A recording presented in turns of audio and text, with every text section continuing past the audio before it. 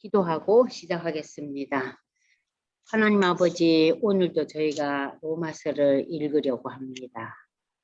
오늘 읽을 로마서 14장과 15장에 나타난 그 바울의 강력한 메시지들이 오늘 저희에게도 귀하게 다가올 수 있도록 성령께서 이 시간을 붙들어 주시옵소서. 아침 저녁으로 날씨가 많이 차갑습니다. 하나님 우리를 강건케 하시고 이 복음에 대한 우리의 마음들이 더욱더 깊이 활활 타서 이 땅에 하나님의 나라를 세워가는 귀한 주춧돌이 저희가 될 수 있도록 하나님 오늘도 우리를 축복해 주시옵소서. 예수님의 이름으로 감사기도 드리옵나이다. 저희가 지난주에는요. 우리가 이제 로마서 12장과 13장을 공부했잖아요. 자, 여러분들 한번 기억을 한번 해보세요.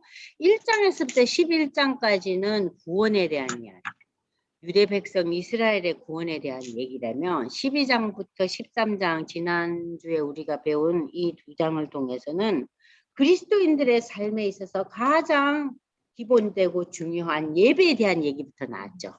12장 1절에 너희가 산 제물이 되어라. 신령과 진정의 예배를 드려라. 우리 그리스도인의 첫 걸음이 뭐냐? 예배라는 거. 하나님과의 만남. 예배. 그 예배에 대한 그 내용이 나오고 그 다음에 이제 은사에 대한 얘기가 나왔죠. 은사는 하나님께서 우리 각각 개인에게 각 개인이 가진 가장 합당한 그들이 가진 여러 가지 탤런트를 보시고 주시는 선물이 은사라 그랬어요. 그래서 은사는 우리가 서로 비교해서는 안 된다는 거예요. 하나님 우리를 모두 다 개개인에게 독특한 선물을 주셨다는 거. 그래서 비교하지 말고 서로 경쟁하지 말고 내게 주신 은사를 교회를 세워가고 내 믿음을 온전히 하기 위해서 세워나가라 그랬어요. 그리고 이제 마지막으로 억울하고 힘들고 정말 견딜 수 없는 그런 상황에 부딪혔다. 이웃들을 통해서. 그럴 때 원수 갚는 것이 누구에게 있다 그랬어요? 하나님께 있다 그랬잖아요. 하나님이 원수를 갚아줄 테니까 넌 오히려 그 상대방을 부끄럽게 하라 그랬죠. 그래서 너 이웃에 대한 너를 힘들게 한 사람에 대해서 오히려 배려하라 그랬어요. 그리고 이제 13장에 가서는 위에 있는 권세, 권력, 권세, 권력 그러면 우리는 대부분 어때요? 마음이 좀 뭔지 모르게 억눌림을 당하고 이렇게 좋은 그런 관점으로 보기가 어렵잖아요. 그런데 14장에서 권세는 하나님이 주셨으니 권세 가진 자에게 순종하라 그랬잖아요. 그러면서 권세 가진 자에게 뭐라 그래요? 네가 권세 가졌다고 해서 나대지 말래잖아요. 네 권세를 두려워하라 그랬어요. 권세 가진 자에게. 자기의 권세와 권력에 대해서 두려움이 있다면은 막무가내로 휘두르겠어요? 절대 그럴 수가 없죠. 그래서 이제 바울은 그 세상의 권세 가진 권력에 대해서 하나님이 인정하신 것이다 하고 순종하라 그러고 권세 가진 자들에 대해서도 이제 경고를 하고 있죠. 두려워하면서 그 권세를 받아들여라. 자, 그리고 이제 믿음이 있는 자들은 권세를 가진 자거나 권세를 갖지 못하고 밑에서 그들을 받들고 일을 하는 자들도 예수 그리스도로 옷을 입고 자신의 정욕을 위해서 육신의 일을 도모해서는 안 된다. 그것이 이제 13장의 마지막이었죠. 그죠? 예수 그리스도로 옷 입어라 그랬어요. 그리고 이제 우리가 이제 드디어 14장에 왔는데 14장은 예수를 믿는 자들이 가장 큰 기쁨 중에 하나가 자유함이잖아요. 근데 자유가 지나치면 방종이 되죠. 방종은 이웃에게 어떤 무리를 일으켜요? 전혀 이웃에 대한 배려가 없는 거예요. 너무 자유가 방종으로 남이 듣거나 말거나 남에 대한 전혀 관심과 생각이 없는 거. 그래서는 안 된다는 거예요. 그래서 그리스도인들이 누리는 자유와 그리스도인들이 배려해야 될 부분들. 그럼 아무래도 강한 자가 연약한 자를 배려해야 되겠죠. 그 부분에 대한 얘기입니다. 그래서 여기 이제 본문을 보시면 우리가 이제 프린트로 넘어가면 그리스도인의 자유함에 대한 내용인데, 믿음이 강한 자는 믿음이 약한 자를 성도로 받아들이고 저들의 연약한 부분을 수용해야 된다. 그럼 여기서 저들의 연약한 부분이라는 것은 처음 믿은 자들 또는 믿음이 아직 온전치 못한 자들, 그러니까는 비기너들이죠. 예수를 그야말로 10년씩 믿어도 별로 말씀이나 또는 신앙적인 체험이 없는 자들은 신앙이 잘 흔들려요. 그런 사람들을 얘기하고 있는 거예요. 여기서 연약한 자들은 불신자를 상징하는 것이 아니라 믿음이 연약한 자들이에요. 또한 성도 각 개인의 판단과 양심의 문제에 대해서도 우리가 저지하기보다는 저 사람이 어떤 상황에서 저렇게 했는가, 배려함을 먼저 갖게 되면 인간관계가 어떻게 됩니까? 화평과 덕을 누린다는 거예요. 그러니까 우리가 자유를 너무 내세우다 보면 어때요? 상대방에 대한 배려가 떨어지죠. 그죠? 그러니까 우리가 자유함을 누리지만 그 가운데 하나님이 주신 그 수직적인 사랑을 통해서 우리가 죄로부터 자유함을 누릴 때면 이웃관계의 사랑에 있어서 우리가 화평과 덕을 세우기 위해서는 배려해야 된다. 그것이 이제 오늘 본문의 말씀입니다. 그럼 이제 우리가 13장을 한번 14장을 한번 읽어볼까요? 자, 믿음이 연약한 자를 너희가 받되 너희가 수용하되 그의 의견을 비판하지 말라. 여기서 비판이라는 것은요, 부정적인 의미의 비판이에요. 때로는 우리가 비판도 긍정적인 비판이 있을 수 있잖아요. 그죠? 어떤 감기를 심하게 앓는 우리 믿음의 성도가 너무 찬 거를 밝힐 때 우리가 뭐라 그래요? 찬 거 그만 좀 먹어요. 그럼 기침 나요. 이건 비판이 아니죠. 그죠? 자, 그의 의견을 비판하지 말라. 어떤 사람은 모든 것을 먹을 만한 믿음이 있고 믿음이 연약한 자는 채소만 먹느니라. 먹는 자는 먹지 않는 자를 업신여기지 말고 먹지 않는 자는 먹는 자를 비판하지 말라. 이는 하나님이 그를 받으셨습니다. 자, 여기 먹는 얘기가, 자, 이 시대에 먹는 얘기는 무엇이겠어요? 여기서 그 당시에는 모든 육고기들은 어디에 바쳐진 거예요? 제단에, 신전에 바쳐진 것들이 대부분이에요. 물론 개인적으로 도축을 하고, 요즘은 법적으로 개인이 소나 닭은 우리가 사서 도축을 우리 개인이 할 수 있지만 소나 돼지는 개인이 도축할 수 없어요. 이 시대는 개인이 도축할 수도 있었어요. 그건 아주 극소수였고 대부분 어때요? 신전에 바쳐진 육고기들이 대부분이었어요. 근데 이 육고기들에 대해서 믿음이 연약한 자들이 신전에 바쳐진 것에 대해서 굉장히 깨름직하게 여기는 거예요.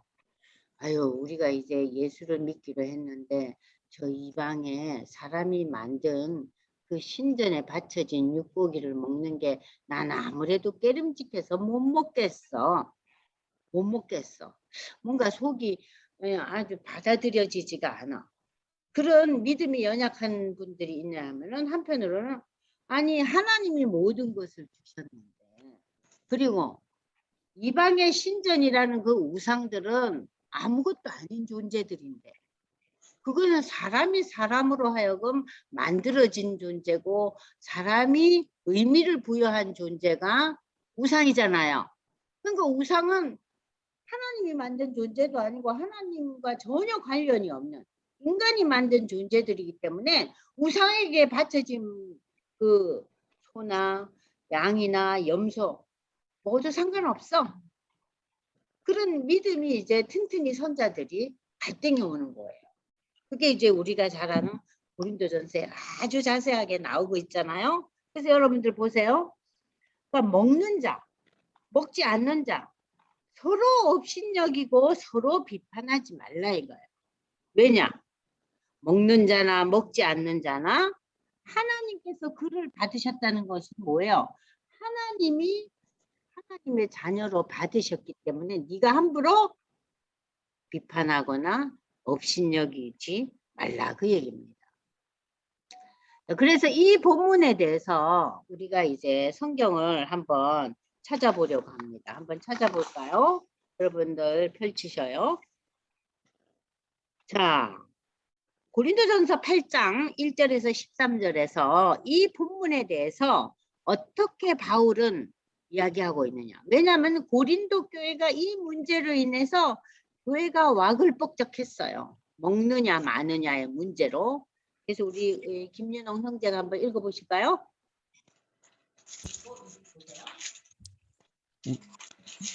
우상의 재물에 대하여는 우리가 다 지식이 있는 줄을 아나 지식은 교만하게 하며 사랑은 덕을 세우나니 만일 누구든지 무엇을 아는 줄로 생각하면 아직도 마땅히 알 것을 알지 못하는 것이요 또 누구든지 하나님을 사랑하면 그 사람은 하나님도 알아주시느니라. 그러므로 우리 우상의 재물을 먹는 일에 대하여는 우리가 우상은 세상에 아무것도 아니며 또한 하나님은 한 분밖에 없는 줄 아노라. 비록 하늘에나 땅에나 신이라 불리는 자가 있어 많은 신과 많은 주가 있으나 그러나 우리에게는 한 하나님 곧 아버지가 계시니 만물이 그에게서 났고 우리도 그를 위하여 있고 또한 한 주 그리스도께서 계시니 만물이 그로 말미암고 우리도 그로 말미암아 있느니라. 그러나 이 지식은 모든 사람에게 있는 것은 아니므로 어떤 이들은 지금까지 우상에 대한 습관이 있어 우상의 재물을 알고 먹는 거로 그들의 양심이 약하여지고 더러워지느니라. 음식은 우리를 하나님 앞에 내세우지 못하나니 우리가 먹지 않는다고 해서 더 못 사는 것도 아니고 먹는다고 해서 더 잘 사는 것도 아니니라. 그런즉 너희의 자유가 믿음이 약한 자들에게 걸려 넘어지게 하는 것이 되지 않도록 조심하라. 지식 있는 내가 우상의 집에 앉아 먹는 것을 누구든지 보면 그 믿음이 약한 자들의 양심이 담력을 얻어 우상의 재물을 먹게 되지 않겠느냐. 그러면 내 지식으로 그 믿음이 약한 자가 멸망하나니 그는 그리스도께서 위하여 죽으신 형제라. 이같이 너희가 형제에게 죄를 지어 그 약한 양심을 상하게 하는 것이 곧 그리스도에게 죄를 짓는 것이니라. 그러므로 만일 음식이 내 형제를 실족하게 한다면 나는 영원히 고기를 먹지 아니하여 내 형제를 실족하지 않게 하리라. 네, 여기 문제. 고기 먹는 문제가 된다면 난 영원히 고기를 먹지 않겠다. 이 형제가 실족한다는 것은 뭐냐면요. 여기서 우상의 재물을 찜찜하고 깨름직해서 믿음이 연약한 처음 교회 나온 이 초대교회 성도들이 먹기가 깨름직한 거예요. 그런데 믿음 좋은 자들이 먹는 걸 보고 아니 고기에 걸신 돌렸나? 우상에게 바친 건데 저걸 왜 먹지? 왜 먹지? 그 믿음이 연약하기 때문에 아직도 하나님에 대한 그 절대적인 태도보다는 우상에 대한 두려움이 있는 거예요.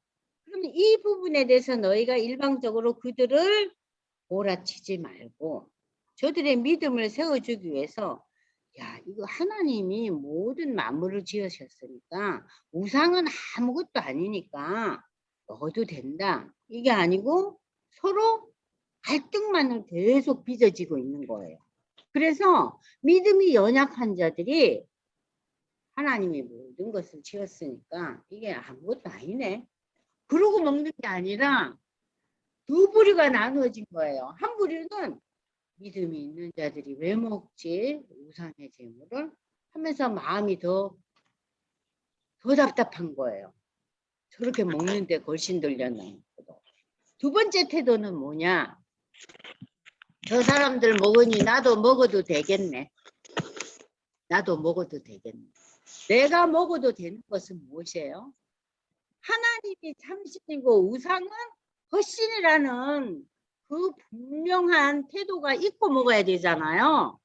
근데 그건 모르고 있는 사람이 먹고 있으면 뭐 나도 먹어도 되는갑다. 맛있는 걸 뭐하러 안 먹으려고 용을 쓰냐?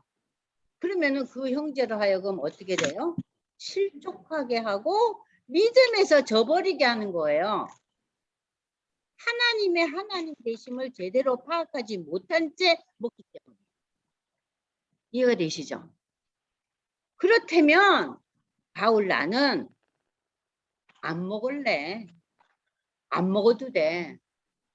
나는 고기 먹었다고 더 건강한 것도 아니고 고기를 안 먹었다고 내가 건강을 해치는 게 아니라고 아까 그랬잖아요. 그러나 바울의 결론은 뭡니까? 먹어도 되는 거예요. 자, 먹어도 되는 이 자유함을 먹느냐 먹으면 안 되느냐로 갈등하는 자들에게는 그들의 입장에서 설명하고 저들의 태도를 수용하고 받아주라는 거예요. 이 문제가 고린도에서 아주 중요한 문제였어요. 사실 오늘날에도 우리가 먹는 게 얼마나 중요해요. 맛있는 거 찾으러 다니잖아요. 그죠? 이 시대는 특별히 더하죠. 빈부의 차이가 더 심하기 때문에. 자, 그래서 여러분들이 여기 보시면은 너희가 봤대 라는 이 표현이 주위 환경에 의해 믿음이 흔들리는 성숙하지 못한 연약한 자를 비판하기보다는 따뜻히 받아주고 혹시 저들의 성숙지 못한 믿음에 대하여 심하게 책망하여 저들로 실족하게 하지 말라. 모임이나 공동체가 지혜롭게 저들을 참여시키도록 배려해야 된다. 그 얘기. 왜냐? 하나님이 그를 하나님의 자녀로 받았는데 너희가 하나님 자녀된 믿음이 연약한 자를 너로 인해서 실족해서는 안 된다는 거죠. 그래서 여기 자세히 보시면은요, 여러분들이 무슨 얘기가 나옵니까? 여기 로마서 14장 4절에 남의 하인을 비판하는 여기 남의 하인은요 하나님의 자녀를 얘기해요. 우리가 누구의 종이에요? 예수 그리스도 하나님의 종이잖아요. 여기서 하인으로 표현을 했어요. 남의 하인이라는 것은 그리스도인이에요. 그리스도인, 믿음이 연약한 그리스도인을 비판하는 넌 누구냐? 그가 서 있는 것이나 넘어지는 것이 자기 주인에게 있지. 너의 그런 일거수일투족에 의해서 좌우돼서는 안 된다. 너로 인해서 저 사람이 실족해서는 안 된다. 그가 하나님으로부터 세움을 받으리니 이는 그를 세우는 권능이 주께 있습니다. 그러니까는 믿음이 좀 앞서간 자들, 먹는 거에 자유롭다고 그 태도를 취하는 믿음이 강한 자의 태도에 의해서 믿음이 연약한 자들의 믿음이 흔들려서는 안 된다는 거죠. 그 다음에 이제 먹는 문제가 있고 두 번째는요. 안식일 문제가 있었어요. 어떤 사람은 이 날을 저날보다 낮게 여기고 어떤 사람은 모든 날을 같게 여기라니 각각 자기 마음으로 확정할지니라. 이 얘기는 뭐냐면은 자 구약 시대에 유대 백성들이 지켜오던 날이 가장 중요한 날이 안식일이었죠. 안식일은 오늘날로 말하면 토요일이에요. 그래서 안식교는 지금도 예배를 토요일날 드려요. 안식교는. 근데 이제 예수님이 부활하신 게 주일이잖아요. 그래서 신약에 와서 예수를 믿는 자들은 주일날 예배를 드리잖아요. 그래서 이 시대에 이제 처음 예수 믿은 유대 배경을 가진 많은 자들은 안식일은 어쩌냐? 안식일도 지키고 주일도 지키고 다 지키는 거예요. 또 어떤 자는 유대주의적인 배경을 가진 사람들은 안식일에 대한 그 생각을 너무 귀한 날이기 때문에 그것을 경시할 수가 없는 거예요. 그래서 안식일을 계속 주장하는 거예요. 근데 한편에서는 안식일 필요 없어. 주일이지. 그걸 주장하고. 또 처음 믿은 사람들은 그럼 우리는 어찌해야 되나? 안식일은 관두고 주일날만 지켜? 아니, 나를 전도한 유대인은 안식일도 열심히 지켜. 주일도 지키고, 우리 난 두 개 다 지켜야겠네? 왔다리 갔다리 어쩔 줄 몰라 하는 거예요. 자, 여기에 대해서 자기 마음으로 확정을 할지냐. 왜냐면은 하나님이 월, 화, 수, 목, 금, 토, 일 하나님이 모든 날을 주셨기 때문에 우리는 6일 동안 어떻게 지내요? 자기를 열심히 해야죠. 주일날 예배드리고 나머지 6일 월, 화, 수, 목, 금, 토는 그러면 뭐 아무것도 아니고 먹고 놀으라는 거예요? 아니죠. 여기서 모든 날을 다 갖게 여기라는 것은 하나님이 주신 우리 인생 여정을 의미하는 거예요. 그래서 이 문제로 너희가 또 서로 물고 뜯지 말라는 얘기예요. 모든 날은, 나의 삶의 모든 날은 하나님이 허락하신 거잖아요. 그러니까 월화수목금토일 다 중요하고 주일날 이제 예배를 드리는 거죠. 그러니까 안식일이냐 주일이냐 이거 가지고 서로 비판하거나 서로 이것으로 상처 주지 말라. 그래서 어떤 사람은 이 날을 저 날보다 얕게 여기고 어떤 사람은 모든 날을 갖게 여기니 각각 자기 마음으로 걱정할지니라. 나를 중히 여기는 자도 주를 위하여 중히 여기고 먹는 자도 주를 위하여 먹으니 이는 하나님께 감사하며 먹지 않는 자도 주를 위하여 먹지 아니하면 하나님께 감사합니다. 그러니까 주요한 포인트가 시작이 어디에 있어요? 하나님께 있어요. 먹지 않는 것도 하나님을 위해서 먹지 않겠다. 먹는 것도 하나님을 생각하면서 먹는 것이다. 안식일도 구약의 이러한 배경을 생각하면서 안식일을 생각하는 거. 주일은 이제 예수 믿는 그리스도인들이 예배 드리는 날. 이 모든 날을 감사함으로 받아들이면 그걸로 족하다. 이 얘기가 이제 바울의 설명이에요. 우리 중에 누구든지 자기를 위하여 사는 자가 없고 자기를 위하여 죽는 자가 없도다. 우리가 살아도 주를 위하여 살고 죽어도 주를 위하여 죽나니 그러므로 사나 죽으나 우리가 주의 것이로다. 그러니까 결론이 뭡니까? 고기를 먹는 문제, 안식일과 주일에 대한 문제, 이 모든 것이 예수 그리스도를 위해서 시작된 것이냐. 그게 중요합니다. 나를 주장하느냐, 예수님의 입장에서 이 날을 지키느냐, 고기를 먹느냐, 거기에 중요한 그 기본이 있다는 얘기예요. 그래서 이런 삶은 뭐예요? 내가 죽어도 예수를 위해서 죽고 살아도 예수를 위해서. 그러니까 모든 근원이 어디에서 나오는 거예요? 그리스도인들은 그리스도의 것이다라는 신앙 고백에서 나온다는 거죠. 그러면서 이제 여러분들이 이제 이를 위해서 그리스도께서 죽었다가 다시 살아나셨으니 곧 죽은 자와 산 자의 주가 되려 하심이라. 여기서 죽은 자는 뭐예요? 우리의 옛것은 죽었죠. 그죠? 우리의 옛것은 죽은 거예요. 이게 육신이 죽은 자가 아니에요. 우리의 옛것은 죽고 우리의 새로운 피조물 된 산자. 우리가 새로운 피조물이 됐잖아요. 그래서 예수님은 우리의 옛것을 죽음을 위해서 우리의 새로운 삶의 주가 되려고 오셨다. 그것을 위해서 예수님이 십자가에 죽으시고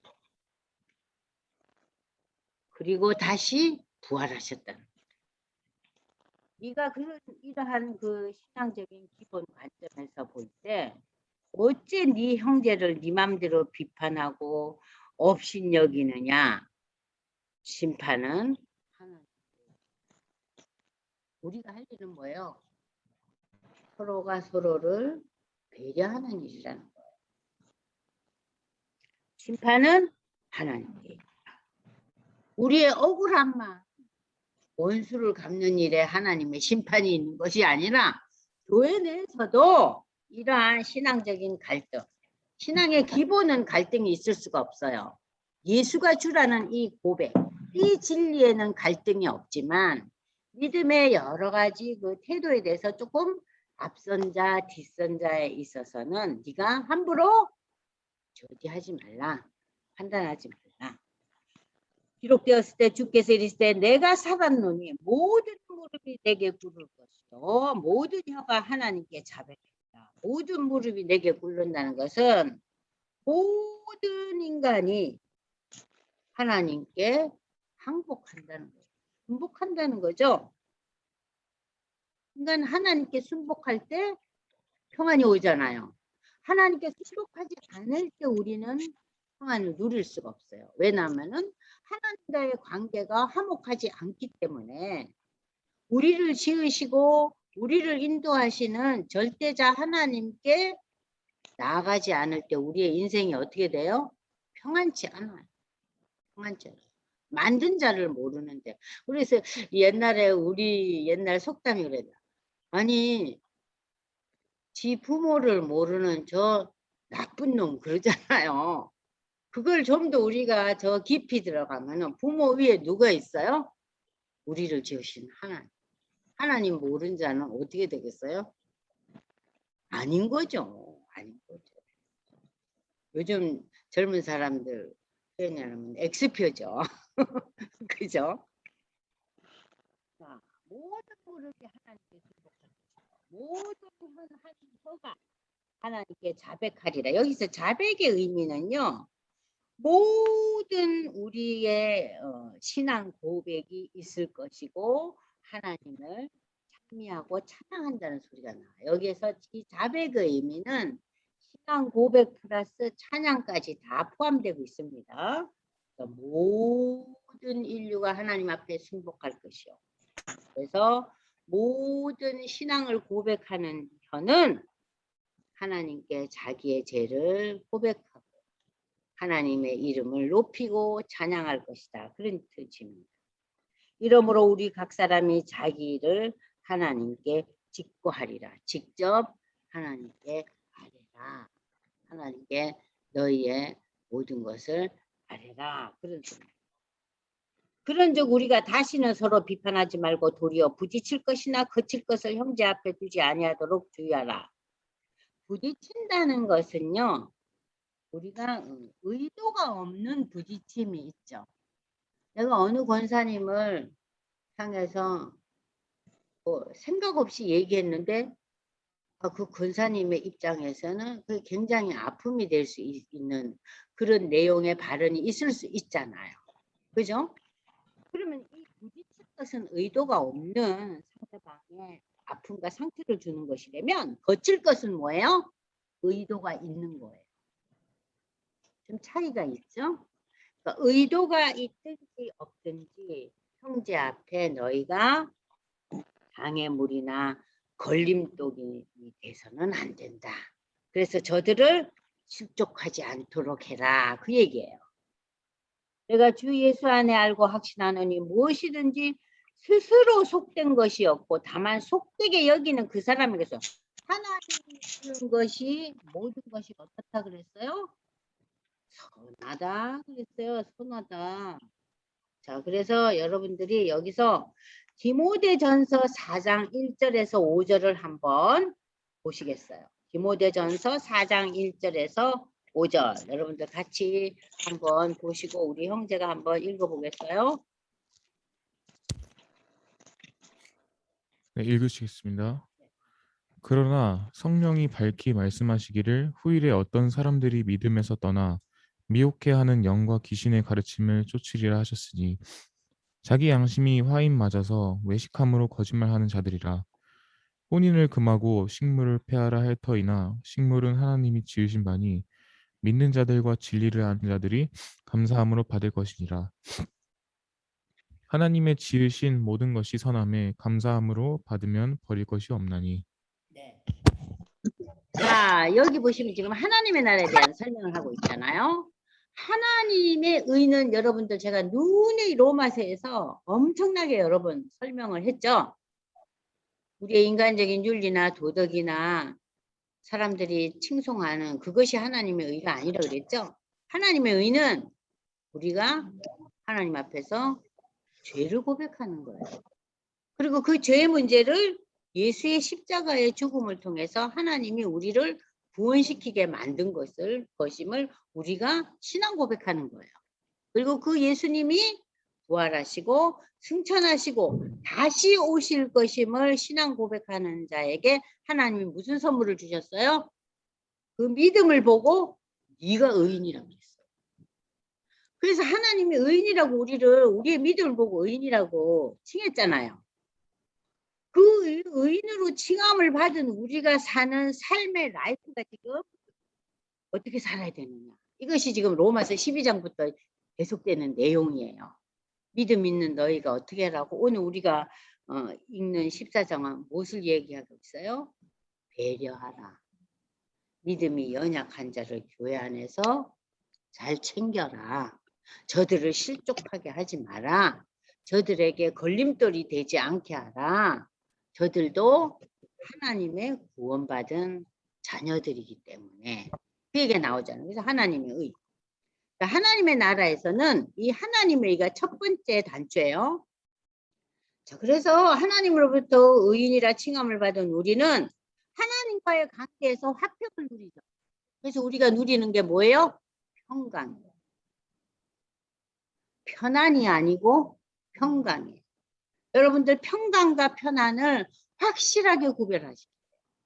신앙인들의 태도에서 평안을 추구해야지 편안을 추구하는 것은 뭐예요? 그건 세상적인 평안과 편안은 완전히 별개의 것이에요. 예수 믿으니까 편하더라. 편안이 아니고 뭐예요? 하나님과의 관계가 화목해지면서 우리가 누리는 평강이에요. 편한 것은 너무 우리가 내 마음대로 잘 살면 편하잖아요. 병도 없고 내 생각대로 다 되고 자녀들이 속 안 썩이고 남편이 허튼 짓 안 하고 그럼 어때요? 그 편안이고 평안은 뭐예요? 평안은 하나님과의 관계 속에서 인간이 제일 문제를 해결하고 나니까 갈등과 괴로움이 사라지는 거예요. 왜냐하면은 이 갈등과 괴로움과 여러 가지 인생에서 부딪혀오는 이 많은 어려움들도 하나님께서 섭리하시고 다스리고 계신다는. 그래서 우리는 현세를 바라보지 않고 미래를 바라보기 때문에 우리가 평안을 누리는 거예요. 현세는 어때요? 많지 않아요.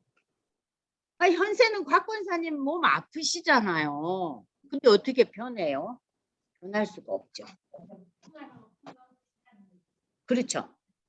그런데 평안이라는 것은 미래에 대한 소망을 두기 때문에 오늘 내가 아픔을 겪고 괴로움을 겪고 많은 고민거리가 있다 할지라도 미래에 대한 소망이 있기 때문에 하나님이 주신 세계에 들어가서 하나님의 나라에 대한 소망이 우리에게 시작됐잖아요. 우리가 지금 하나님의 나라에 들어왔잖아요. 예수를 믿음으로 해서 완성은 안 됐지만 그래서 우리가 평안을 경험하는 거예요.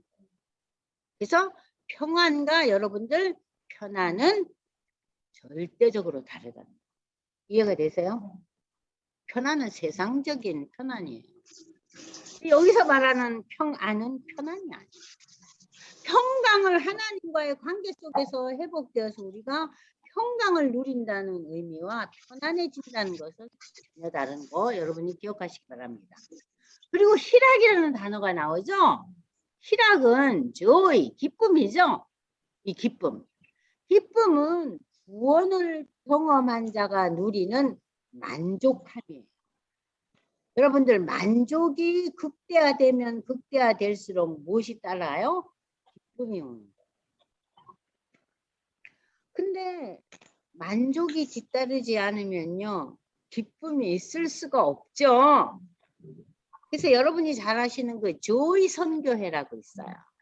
그래서 저는 조이 선교회가 조이 기쁨 희락 그렇게만 생각했거든요. 근데 조이 선교회 분들한테 얘기 들은 건데 조이는 어디서 오느냐? Jesus first, others second, you 나 내가 third. 그럴 때 기쁨이 있어요.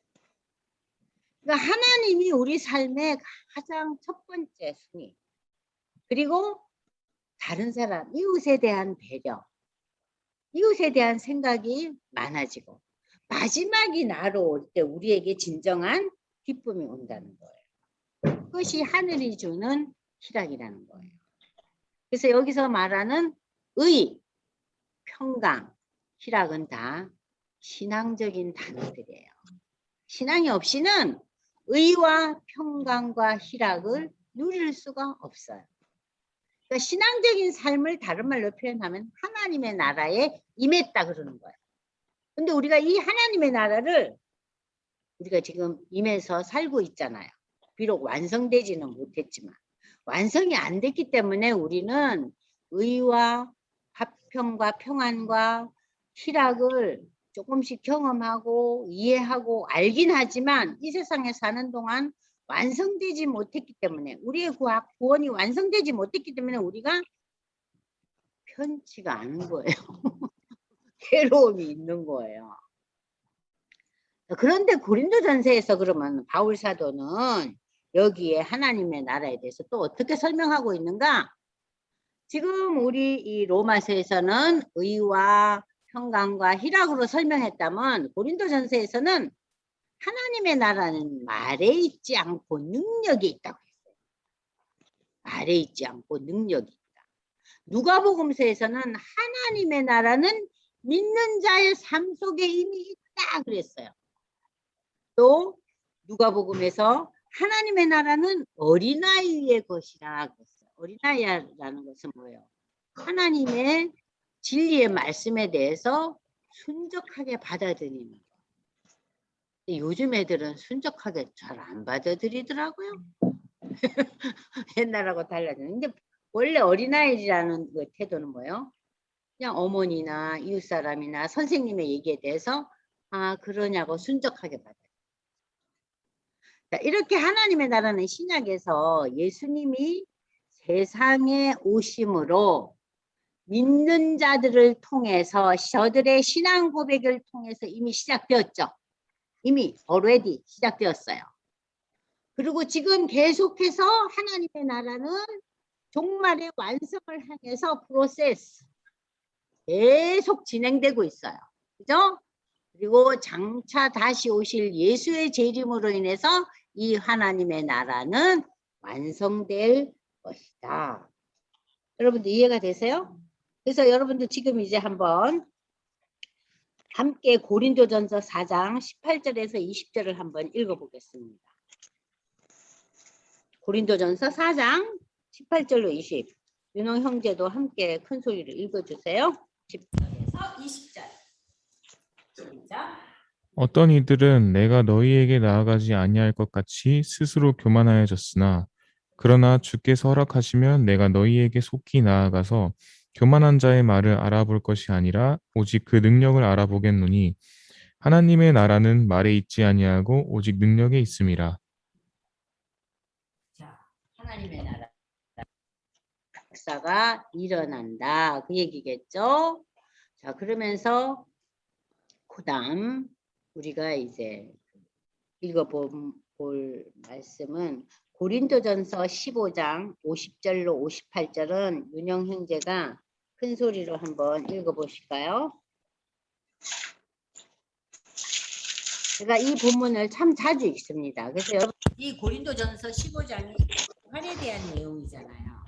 그 부활에 대한 15장 50절에서 58절 부활이 결국은 무엇?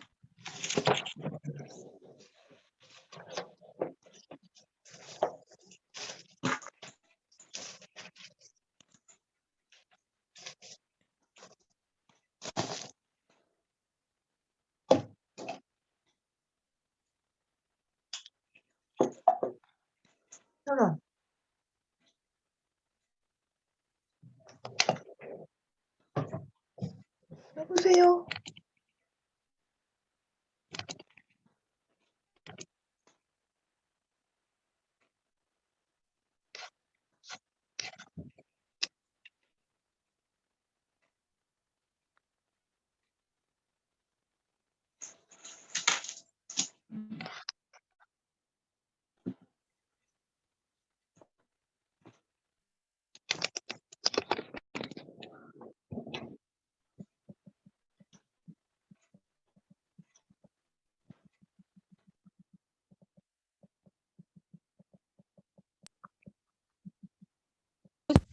50절로 58절. 네, 읽으시겠습니다. 형제들아, 내가 이것을 말하노니 혈과 육은 하나님 나라를 이어받을 수 없고 또한 썩는 것은 썩지 아니하는 것을 유업으로 받지 못하느니라. 보라, 내가 너희에게 비밀을 말하노니 우리가 다 잠잘 것이 아니요 마지막 나팔에 순식간에 호련히 다 변화되리라 되리니 나팔 소리가 나매 죽은 자들이 썩지 아니할 것으로 다시 살아나고 우리도 변화되리라. 이 썩을 것이 반드시 썩지 아니할 것을 입겠고 이 죽을 것이 죽지 아니함을 입으리로다. 이 썩을 것이 썩지 아니함을 입고 이 죽을 것이 죽지 아니함을 입을 때에는 사망을 삼키고 이기리라고 기록된 말씀이 이루어지리라. 사망아, 너의 승리가 어디 있느냐? 사망아, 내가 쏘는 것이 어디 있느냐? 사망이 쏘는 것은 죄요, 죄의 권능은 율법이라. 우리 주 예수 그리스도로 말미암아 우리에게 승리를 주시는 하나님께 감사하노니 그러므로 내 사랑하는 형제들아 견실하며 흔들리지 말고 항상 주의 일에 더욱 힘쓰는 자들이 되라. 이는 너희 수고가 주 안에서 헛되지 않은 줄 알미라. 아멘. 하나님의 나라에 들어간다. 새하늘과 새 땅에 들어가는 그 소망을 바라보기 때문에 우리의 신앙이 흔들리지 않고 우리가 억울한 일을 겪고 우리가 뭔가 미진한 상황 속에서 괴로움을 느낀다 할지라도 우리의 수고는 예수 안에서 결코 헛되지 않는다. 왜냐? 무엇을 향해 가기 때문에 하나님의 나라를 향해서 가기 때문에 이 세상을 향해서 이 세상의 누림을 위해서 우리가 열심히 매진하는 것이 아니라 무엇을 향하여 저 하나님의 나라에 대한 소망을 갖고 그 나라에 우리가 들어가는 것을 우리가 확신하기 때문에 자, 그래서 이 의와 평강과 희락이라는 이 단어를 다시 이제 한번 반복을 하며 본문에서 있는 하나님의 의로 구원을 나타내요. 평강은 하나님과 화목함을 누리는 평안을 나타내며 희락은 성령의 인도하심으로 기쁨을 체험한다. 그래서 구원받은 자에게 성령의 열매로 나타나는 이 영적인 기쁨. 이처럼 하나님의 나라는 먹고 마시는 데 있지 않다는 거예요. 먹고 마시는 데 있지 않아요. 먹고 마시는 것이 지나 현세적인 기쁨이 아니라 라는 것을 다시 한번 바울은 강조하고 있죠. 이제 마지막 이제 본문이 나옵니다. 자, 그러므로 너희는 우리가 화평의 일과 서로 덕을 세우는 일로 힘쓰자. 힘쓸 수 있죠. 고린도서 15장 58절 우리 수고가 헛되지 않다 그랬잖아요. 음식으로 말미암아 하나님의 사업을 무너지게 하지 말라. 만물이 다 깨끗하대. 만물이 다 하나님이 지으신 거니까 다 선하다 그랬잖아요. 아까 고대전서에서. 꺼리낌으로 먹는 자에게 악한 것이다. 꺼리낌으로 먹는 자는 뭐예요?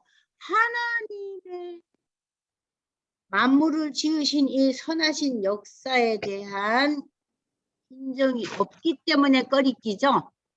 무엇이 더 그 마음속에 우선적으로 마음이 다가왔죠. 우상제물인데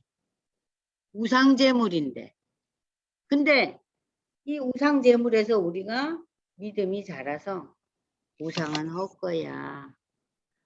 이 모든 것을 하나님이 지었었으니 모든 것이 선해. 믿음이 연약한 자들도 이것으로 나아가야 되는데 계속해서 믿음이 연약한 자들이 아이고 이거 먹으면 안 되는 거는 먹네. 계속 이 태도를 이어나간다면 이것은 뭐예요? 그러고 먹는 거. 꺼리낀데도 만나니까 먹어야지. 하고 먹는 건 뭐라 그랬어요? 죄다 그랬어요. 죄다. 그러니까 여러분들 그걸 구별해야 돼요. 처음에 꺼리껴 어쩜 좋아 하는 자를 비방하지 말고 그들을 업신여기지 말고 그들의 믿음의 연약함에 대해서 너희가 잘 케어를 해서 이방신 아무것도 아니네. 하나님 중에 다 선하지. 그렇게 믿음으로 끌어가야 되잖아요. 그런데 믿음으로 끌어왔음에도 불구하고 나는 하나님 지어서 선한 그 만물의 선함보다는 내가 먹고 싶어서 먹는 그 태도는 뭐라고요? 악하다는 거예요. 구별이 되시죠? 그죠? 이거 엄격히 구별이 돼야 돼요. 내가 먹고 싶어 먹는 거예요. 꺼리낌이 있음에도 불구하고. 그죠? 근데 난 꺼리낌이 없어. 하나님 지은 것이 다 선한데. 근데 이제 신앙 고백이죠. 그죠? 그때 먹어도 돼요. 두 가지 태도를 엄격하게 구별하시면 됩니다. 그래서 꺼리낌으로 먹는다는 것은 악하다. 그러나 고기도 먹지 아니하고 포도주도 마시지 아니하고 무엇이든지 내 형제로 끓이기게 하는 일이 아니함이 아름다.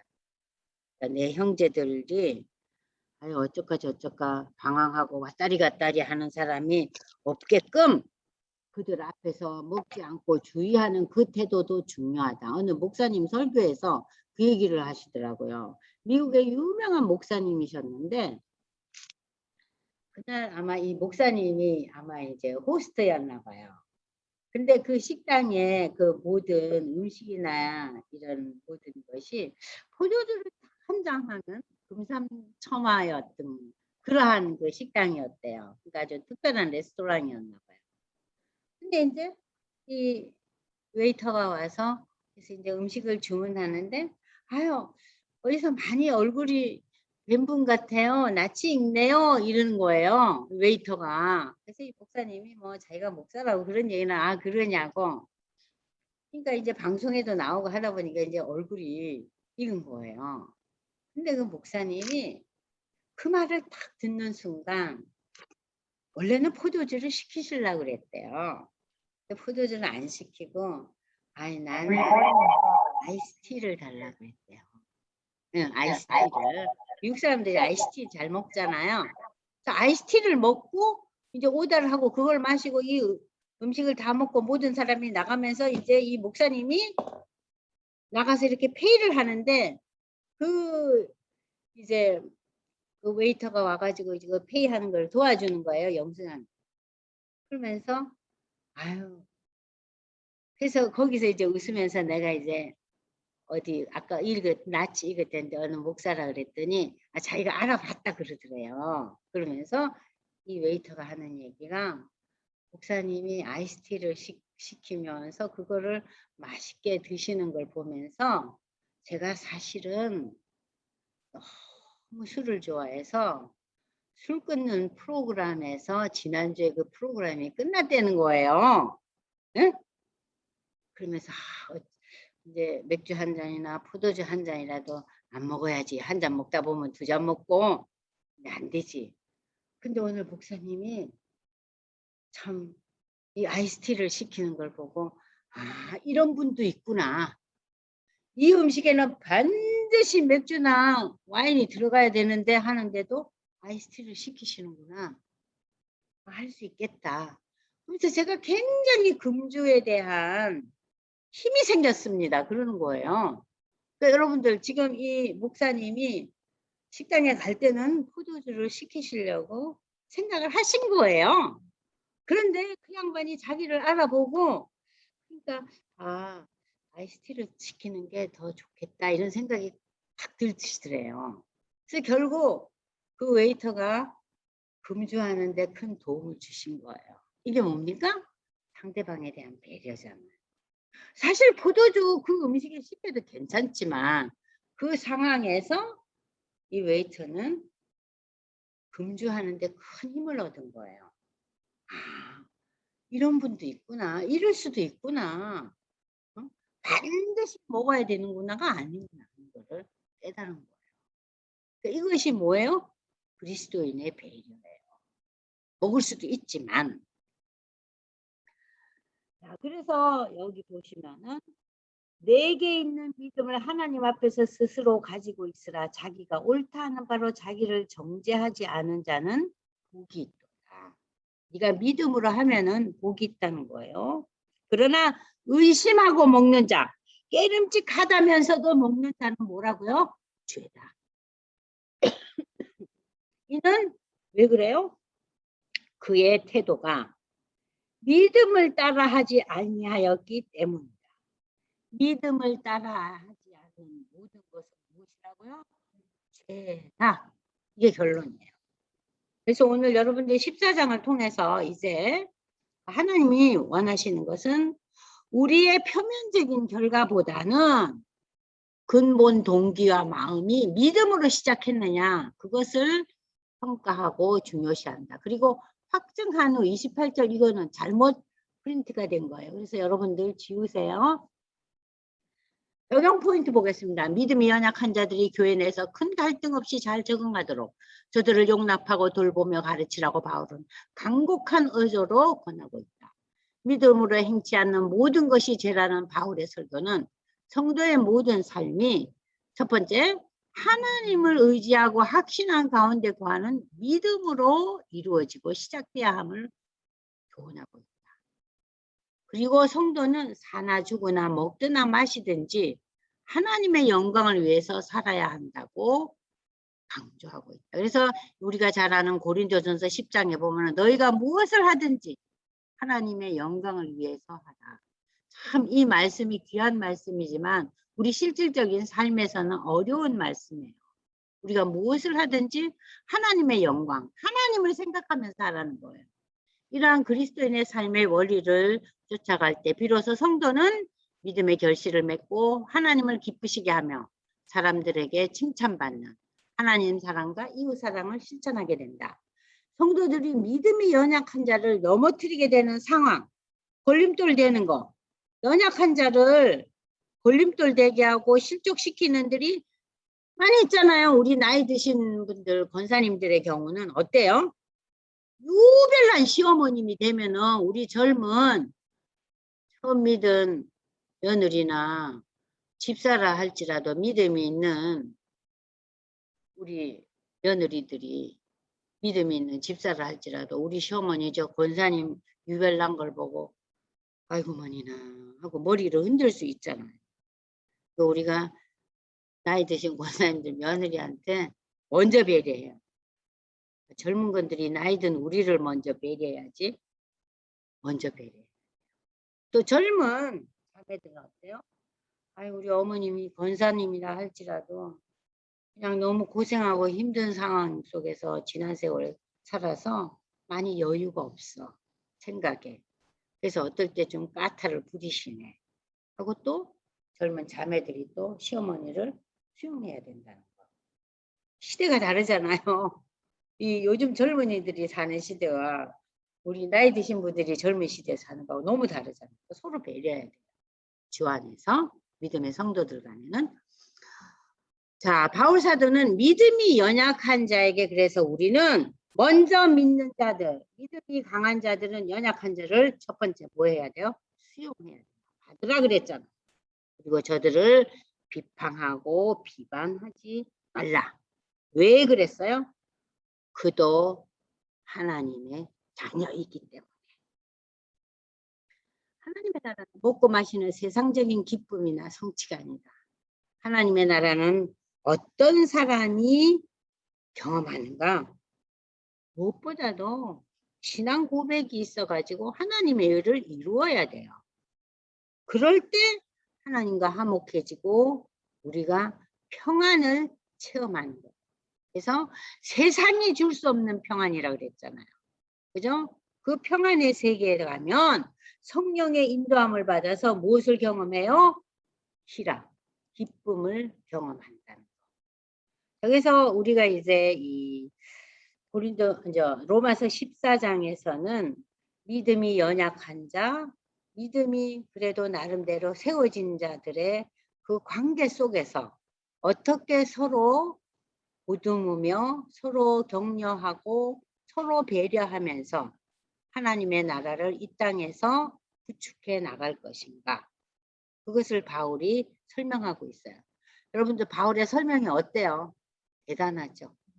그죠? 저는 이제 지난 몇 주 동안 로마서를 다시 읽고 다시 준비하면서 그 바울의 설득과 바울의 논리에 감탄이 나더라고요. 참 대단한 사람이다. 정말 하나님께서 특별히 세운 자라는 것을 제가 많이 이번에 또 한번 체험을 하게 됐어요. 그리고 여러분들 지금부터 제가 약간 목이 아파서 그러는데 한 3분 쉬고요. 그리고 이제 로마서 15장 들어가겠습니다.